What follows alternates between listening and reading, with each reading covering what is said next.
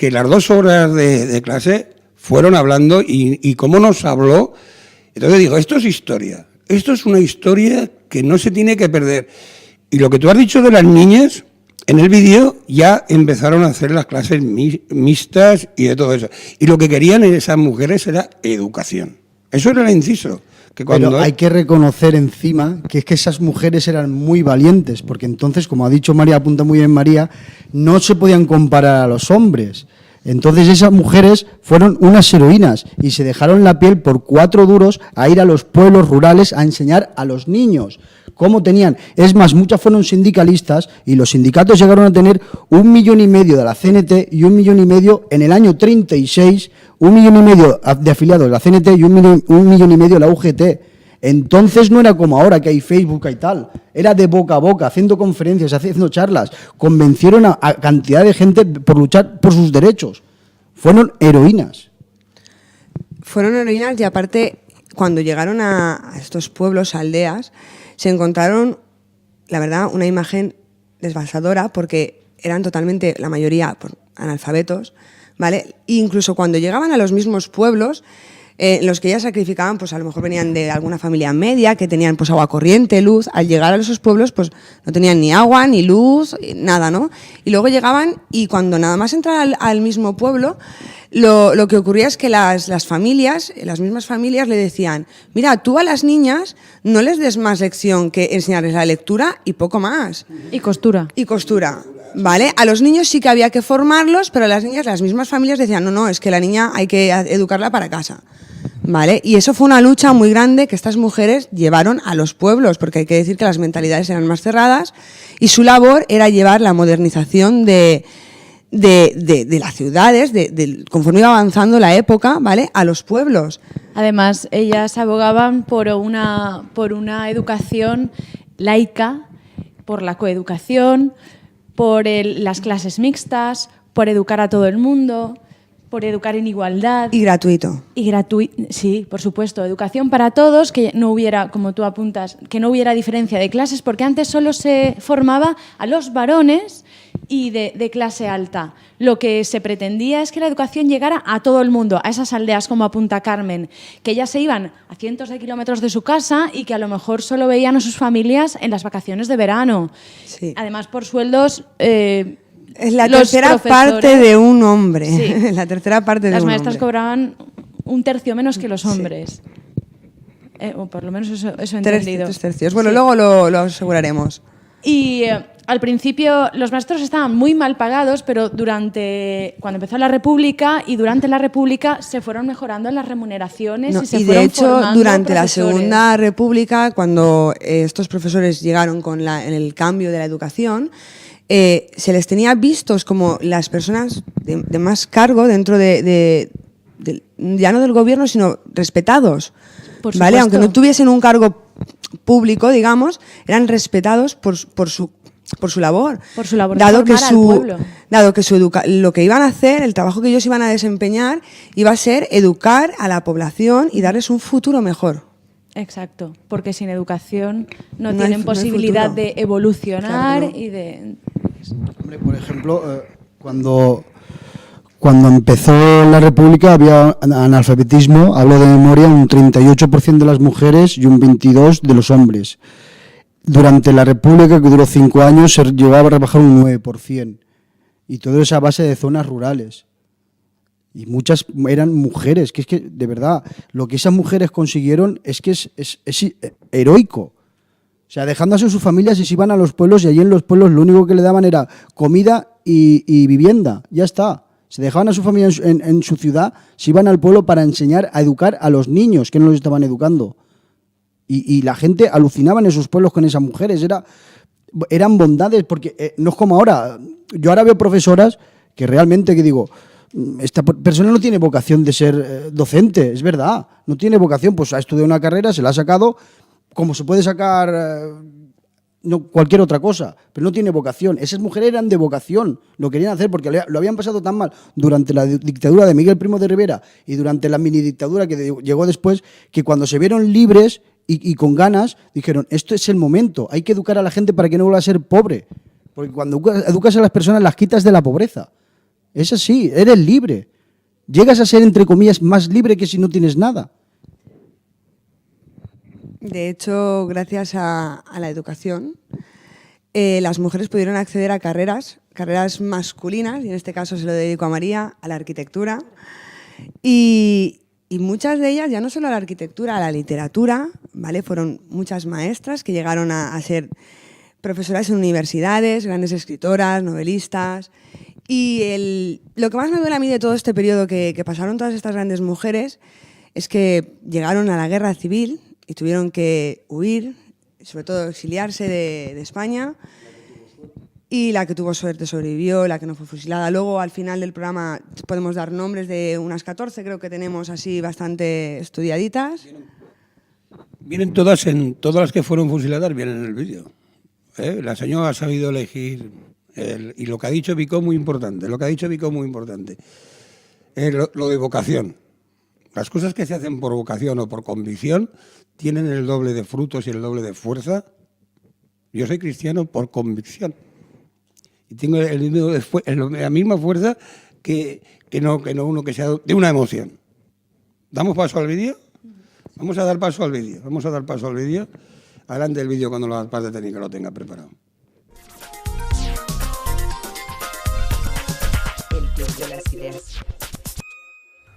Con la Segunda República, muchas mujeres encontraron en la enseñanza un compromiso con la libertad y la igualdad. Maestras de la República, un documental premiado en los últimos Goya, recoge la labor de quienes se opusieron al papel tradicional de la mujer de entonces, relegada a tareas domésticas y trabajos poco cualificados. Decía María Salvo que lo decisivo de aquel 14 de abril de 1931 no fue ese mar de banderas, voces, cantos y entusiasmo que inundó el mundo de los adultos.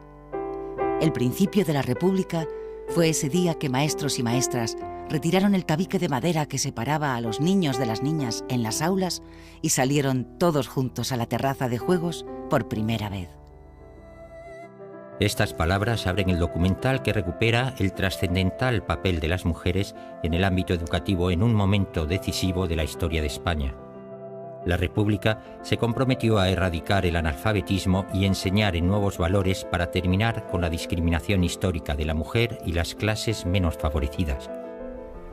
Maestras de la República ha sido realizado a iniciativa de UGT y un equipo compuesto casi en exclusiva por mujeres. Ya hay mucha investigación y ya hay libros escritos y algunos documentales sobre el magisterio en general. Lo que no había era nada específico sobre el tema de las mujeres. Entonces ellos se dieron cuenta de esto y fue cuando empezaron a investigar. Y realmente es muy interesante porque las mujeres sí tenían particularidades dentro del cuerpo docente distintas a los temas generales, ¿no? Tanto en cómo llegaron en ese momento a la profesión, porque eso les permitió ser independientes y ser libres y ser modernas y representar un modelo nuevo de mujer, como luego en el momento de la represión.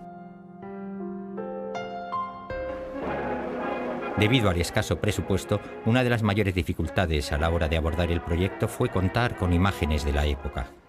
Entonces, la verdad es que tuve la suerte de encontrar a través de internet que había una fundación, además en Andalucía, en Priego de Córdoba, que es la Fundación Niceto Alcalá Zamora, donde habían hecho unas obras en las instalaciones, habían tirado una pared y de allí habían salido 2 latas de película que eran 2 noticiarios de la República. Sean mis primeras palabras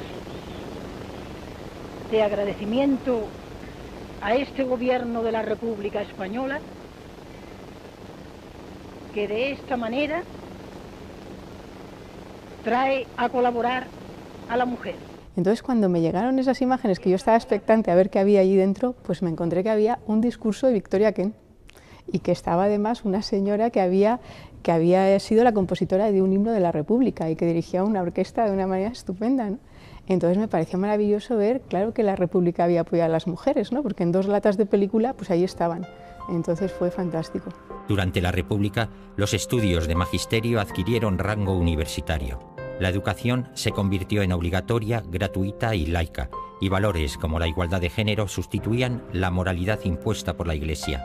Ellas son estas mujeres que empiezan a tener una vida profesional, que son libres, que son independientes, que son un modelo para las niñas y también para las adultas de una mujer completamente moderna y nueva, pero además ellas yo creo que lo interesante es que son capaces de trasladar ese modelo, de llegar a las zonas rurales, de ir transformando la sociedad con su forma de estar y con su forma de ser, ¿no? Entonces realmente yo creo que representan lo que fue la Segunda República, ¿no? O sea, son el mejor modelo para entender lo que fue la Segunda República. Con la llegada de la dictadura, muchos docentes fueron depurados y tuvieron que optar por el exilio.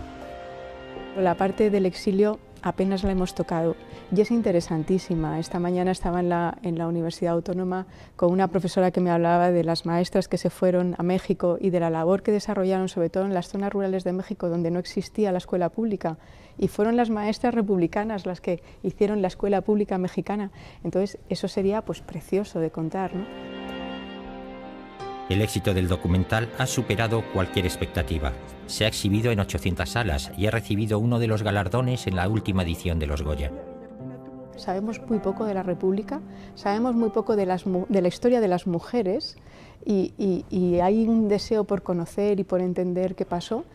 Luego también engancha con muchos grupos que están interesados en la memoria histórica, pues un poco en reconocer o en valorar todo lo que pasó en ese periodo, que es un periodo muy oscuro. Luego muchos grupos de educación también están interesados, porque estamos hablando de sistemas pedagógicos que se desarrollaron durante la etapa de la República, que también son muy desconocidos. Gran parte de los valores educativos de la República se recuperaron con la democracia. La voz silenciada de las maestras republicanas volvía así a cobrar protagonismo. Si realmente se hubieran podido desarrollar todos esos sistemas pedagógicos tan punteros en Europa en aquel momento, ¿no? En los que había una pedagogía pues activa, que los niños podían pensar, podían desarrollar sobre todo su deseo por aprender, ¿no? Como decían, si cada español tuviera deseos de aprender, ¿no?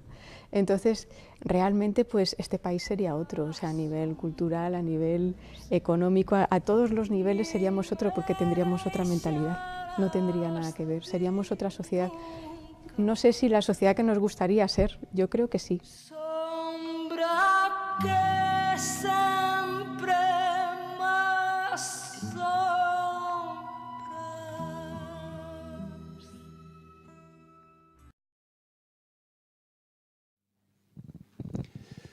De vuelta con vosotros. Espero que os haya gustado el vídeo muy interesante.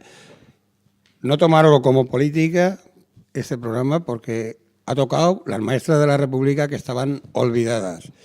Voy a aprovechar antes de dar paso a invitaros los domingos a las 12 en punto a que vengáis a la calle Ciudad de Sevilla 82, Polígono de Paterna, Fuente del Jarro. Calle Ciudad de Sevilla 82, Polígono de Paterna, Fuente del Jarro. Podéis venir por la V30, por la A7, la carretera de Paterna, La Cañada, la famosa ronda de la Sepello, o la calle de los Bancos, que mucha gente me dice, di la calle de los Bancos, di la calle de los Bancos, hasta el final, al 82, ahí nos encontráis. Y ahora, ¿cómo podéis venir en el metro? En el metro, pues con la línea 2, dirección Liria. Muy importante que ponga dirección Liria. Y tenéis que solicitar la parada, ¿eh? Parada Fuente del Jarro. Antes de llegar la solicitáis, os esperáis allí y llamáis al 961 344 711 y el hermano Vicente o un servicio. Yo no lo sé, pero el hermano Vicente seguro que irá a recogeros y os llevará a la sede.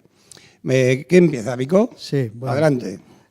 Yo quería más que nada también darle el homenaje de lo que se jugaban, porque venían de una dictadura que lo habían pasado muy mal, sabían a lo que se jugaban, y llegó la República y los 2 años primeros fueron de izquierdas, porque hubo un pacto de izquierdas. Pero en el año 33, que es donde se le dio el voto a la mujer, ganaron la CEDA, que era la derecha, porque entonces existía el anarquismo y eso ya sería otro tema que a mí me encanta. Pero bueno, en el 31 la CNT sí que dijo que apoyaba a la República más que nada por quitar toda la dictadura que venía y apostar por un cambio, vamos. Suena mucho lo de hoy, pero bueno. En el año 33, después de 2 años de represión de la derecha, de la supuesta izquierda contra los anarquistas, que eran mayoritarios en España, dijeron de abstenerse. Entonces ganó la derecha. Y esos 2 años, que fue el bienio negro, fueron muy represivos contra las maestras republicanas. Muy, porque los 2 años que habían conseguido adelantarse fueron a por ellas. Porque, recordemos lo que he dicho antes, es que el enemigo de la derecha del fascismo es la educación. Entonces, lo primero que hicieron fue reprimir otra vez a las maestras y a los maestros. Pero bueno, más que nada, simbólico lo de las maestras porque se jugaban más. Porque entonces, claro, una mujer Y en el año 36 volvieron a haber elecciones y entonces ya los anarquistas dijeron otra vez que sí, que apoyaban el gobierno desde la izquierda y volvieron a ganar. Pero eso era febrero y en julio llegó la guerra civil.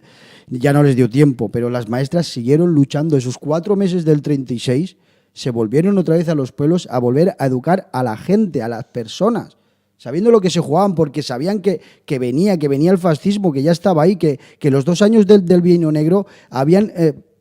todos los puntos cardinales de España los habían repoblado de militares y de zonas. Franco estaba en África, sabían que iban a entrar, ya lo sabían, y volvieron a salir a los pueblos a educar a la gente.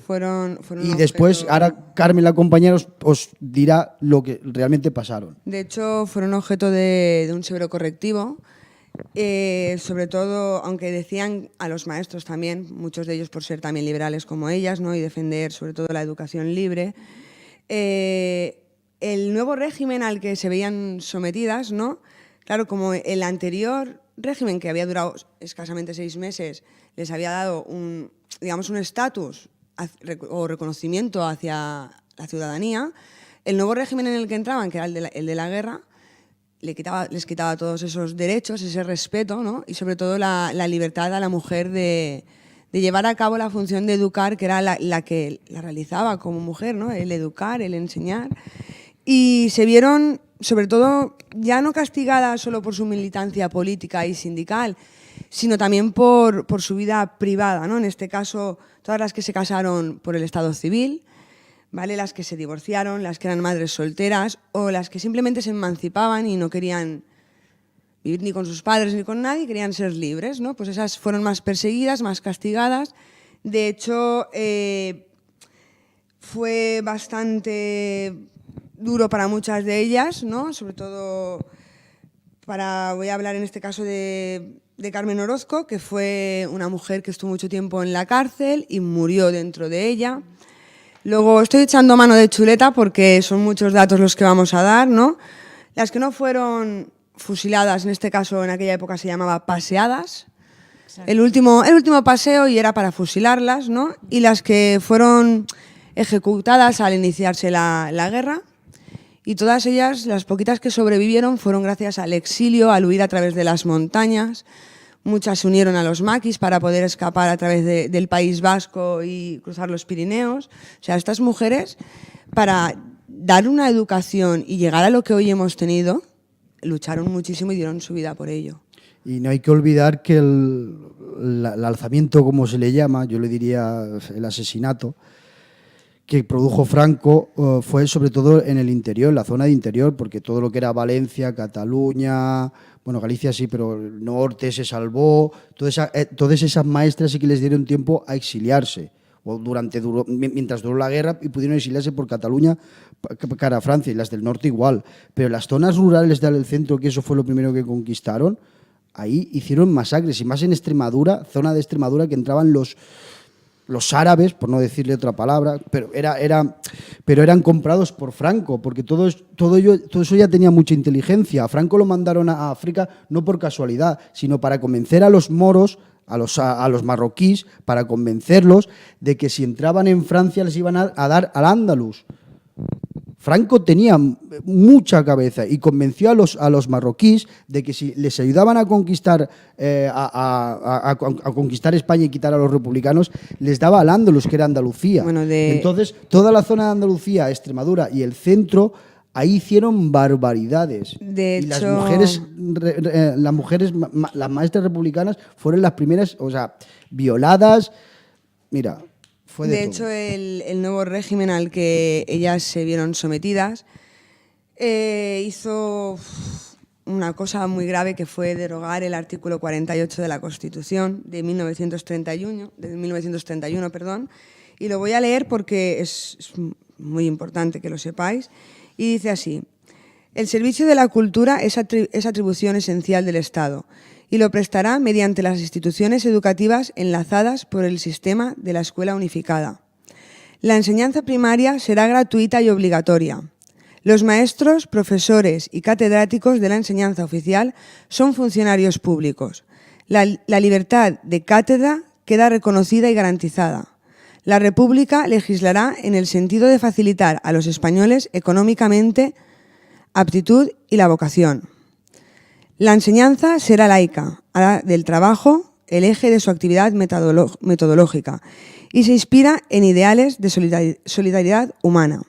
Se reconoce a las iglesias el derecho sujeto a inspección del Estado de enseñar sus respectivas doctrinas en sus propios establecimientos. Esto fue lo que derogaron, que era el artículo que protegía a los maestros y a las maestras y les quitó todos sus derechos. Tenían que pasar un examen para poder seguir ejerciendo y algunos hombres podían pasarlo, pero las mujeres ya solo por el hecho de ser mujer y ya estar no lo enseñando, pasaban. Ese hecho era el ser atrevida, demasiado liberal, y solo por el hecho de ser mujer y maestra ya estabas incumpliendo y ya no pasabas el filtro. De hecho, si anteriormente habías estado ejerciendo la coeducación libre, tampoco pasabas el examen. Por supuesto, como además de proclamar la laicidad de la educación, también tenían unos métodos educativos alternativos. Salían fuera a estudiar al aire libre, a estudiar ciencias naturales, se les presentaban proyectos a los alumnos para que buscaran las materias que les interesaban, los proyectos que les interesaban. Escoger por ellos mismos. Exacto, de lo que se habla ahora. La educación moderna que quieren implantar ahora es la que ellas implantaron en su día y quitaron. Las maestras republicanas, imagínate. Sí, porque es que ellas nos lo dieron y luego llegaron y nos lo quitaron. Con ellas se fue. Sí, y es una pena. Hombre, aquí cuando empezó la guerra tuvimos la primera ministra que fue de Sanidad, que fue Federica Montseny, que entró en el gobierno en circunstancias especiales. Claro, los anarquistas no querían entrar al gobierno, pero no tenían más remedio. Tenían más remedio, pero lo hicieron por el bien de la República. Y, por ejemplo, consiguió el aborto, que entonces, hablar de que se había conseguido liberar el aborto y hablando de la situación que era en plena guerra, donde estaban violando a mujeres. Y entonces, liberar el aborto era para una mujer volver a vivir, y eso lo consiguieron. O sea, y hemos retrocedido 40 años de dictadura, y hoy en día estamos padeciendo esas consecuencias, porque estamos 40 años retrasados con el resto de Europa, y así nos va. Y el problema es cuando se quitaron a esa gente tan adelantada, porque aquí habían ya no solo las maestras, es que habían poetas, es que habían escritores, es que estábamos muy avanzados en esa época, y todo se vino abajo de un momento a otro, y así pasó. Así pasó y está pasando. Esta mañana estaba hablando con mi madre, la republicana número 1, con 89 años, va a hacer 90, ¿no? Tiene, sí, 89, va a hacer 90. Y ella también me ha contado cosas, ¿no? Pero lo que se indigna ella es con un tema, y no quisiera que se me fuera en el tintero, y es el tema de los refugiados. Mi madre me dice de cómo se recogían los refugiados, porque mi abuelo, su padre de Mislata, número 2 del socialista, tuvieron que exiliarse. Pero mi abuelo contaba cómo los recogieron en Francia. Mi abuelo llegó a visitar a los niños de la guerra en Moscú y allí los recogieron, que todavía aquellos niños son abuelos hoy. Pero se acuerdan que lo recogieron con banda de música, caramelos, y mi madre siempre me dice, y dice en la tele que fue el Ejército Rojo el que liberó a los judíos después de la Segunda Guerra Mundial. Pues ya le he dicho, mamá. Pero volviendo al tema, la gente mayor se queda asombrada de cómo se están tratando el tema de los refugiados, porque eso es indignante. Eso es. No hay dinero en Europa. Lo que acaba de hacer la Unión Europea, diciéndole a Turquía que es el segundo país, es que lo voy a decir, el segundo país terrorista después de Israel, con lo que hace con los kurdos y más cosas que hace Turquía, lo que le ha hecho la Unión Europea a Turquía es asesinato. O sea, le ha dicho a Turquía, haz lo que quieras, devuélvelos en caliente. Gente que viene, que estás muriéndose de asco, de hambre, le dices a Turquía que haga lo que quieras con esa gente, que los devuelva a la miseria no a la muerte. Esas personas cuando lleguen a su país están muertos. Esto es asesinatos encubiertos. Ya el rey David dijo que me juzgue Dios. Es que... Porque el hombre no tenemos... Después vamos de demócratas por la vida, No, vamos dando lecciones al mundo, hablamos de Irán, de Venezuela, de no sé qué, con lo que estamos haciendo nosotros. Primero mirémonos nosotros. Eso es el tema. Y lo que estamos permitiendo que haga Israel y lo que está pasando, es que lo que han hecho en Irak es que, de verdad, es muy triste. Es muy triste. Pues ahí queda la protesta. Sí. Y otra protesta que quería hacer yo es que otra mujer asesinada, y que yo lo recalco tanto en radio como en televisión, como en el Facebook, llamar al 016, que ya no estamos como antes. El 016, detrás del 016, hay un montón de gente, profesionales, y se os va a ayudar a todo. Pero si después de llamar os habéis arrepentido, el 016, en cuanto colgáis el teléfono, se borra. Ni os va a venir la factura, ni deja rastro, ni nada. Detrás de ese teléfono hay mujeres y hombres que os van a ayudar. Porque igual de momento estáis bloqueadas y os creéis que la paliza, os creéis que es por vuestra culpa. Os creéis que no tenéis dónde ir. Sí que tenéis dónde ir. Tienes casas de acogida que son protegidas, no se sabe, son nada. No se sabe la dirección, entonces no estáis obligados a convivir con el agresor. Hay una salida, os pueden dar un hogar nuevo y una vida nueva, y es posible, hay una vida después y sí que es posible salir de eso. Claro, como el tema es tan delicado, por eso yo, María, es que por eso quiero guardar, es que en las radios el anonimato es, entonces van a venir mujeres, ya estuvo aquí una mujer y punto. Y el testimonio de esa mujer fue tremendo. O sea, nos da miedo hasta colgarlo en la cizalla. No lo vamos a colgar en la cizalla. Entonces en la radio, esa señora, esa mujer que vino aquí, contó y se sintió libre y llamó al 016 y a través del 016 ya oísteis que su vida cambió. Ha rehecho su vida y punto, y ya está. Y como decía aquella, ¿no? Hasta aquí puedo leer. Entonces los programas de radio son para y solo luego la que deja de beber, el que, como Raúl, que estuvo aquí. Hay gente que le da mucho miedo al anonimato, pero quiere contarlo y quiere saber qué decir, que después de la bebida se sale. Entonces la radio vamos a ir guardándola, vais a estar en la radio, pero la radio por eso.